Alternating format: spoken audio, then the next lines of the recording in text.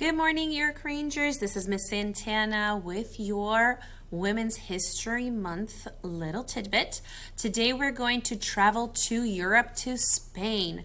A long time ago in Spain, we had a wonderful queen. She was Isabella of Spain. She was one of the most dominant queens of Europe. She was famous for her marriage with King Ferdinand. And she was also very known for spreading Catholicism, which is a religion. Now, why was she famous? Why was she important?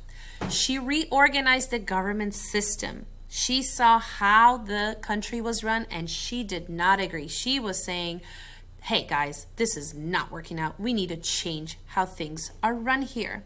Thanks to her, a lot of the crime, a lot of stealing, and all these other bad things that were happening, all of that stopped happening. Good morning, York Rangers. This is Miss Santana with your Women's History Month tidbit. Today we're going to travel to the continent of Europe, and we're going to begin with the country of Spain. So we are going to learn about Isabella of Spain and why she was so important in the fight for treating women equally and fairly. What she did was she showed that women in power can change the whole country, not just around their home, but the whole place around her. She married King Ferdinand, and she played an important role in supporting Catholicism, which is the Christianity, which is a religion. She reorganized the government system. She noticed how things were not run in a fair and a good way. She noticed that a lot of money was being spent on useless things, so she put a stop to that. So thanks to her, the country of Spain was able to get rid of a lot of its debt. Now, those are not the only things she did during her time as queen. Isabella and her husband Ferdinand united many parts of Spain. There was always some sort of fighting going on, and she said, this is ridiculous. We need to join together and be a united country.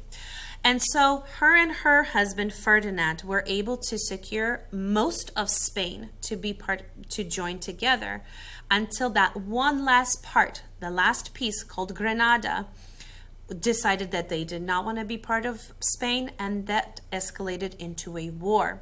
Isabella took a close interest in how to conduct a war, and she improved, meaning she made better ways of supplying things to the military, to the troops. She even established a military hospital, never heard of before. So she was quite revolutionary. Eventually, Granada fell on January 2nd, 1492. So yes, we are very far in the history. Now, when this war was over, and the word have spread how wonderful and revolutionary the Queen Isabella of Spain is, people took interest to see if she would support new things. And one of those people was Christopher Columbus in April 1492. So yes, my dear friends, that is about 3 months after the end of the war. Christopher Columbus approaches the royal pair to ask if they would fund, meaning if they would give him the money for his new trips to explore the new world. Isabella, who convinced her husband many, many times that trying new things was a good idea, she gave Christopher Columbus as much money as he needed because she saw the point of trying to explore new lands. And new lands will also mean the spread of the religion. So she was all for it. Now, when Christopher Columbus discovered the new lands, it also came with some trouble for Isabella and her counselors. Because Isabella, she was ready to recognize the rights of the Indians, of the folks that lived on those lands first, much more than Columbus did. She ordered some of those that he brought back as slaves to be released. The queen was still concerned with these problems when she died in 1504. But the spread of Catholicism across Europe and into the New World became a priority, even when it meant by force.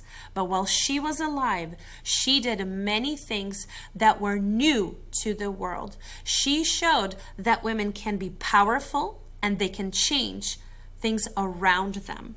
So thank you for paying attention, and I hope you guys enjoyed the video on the next slide. Have a great day, Rangers.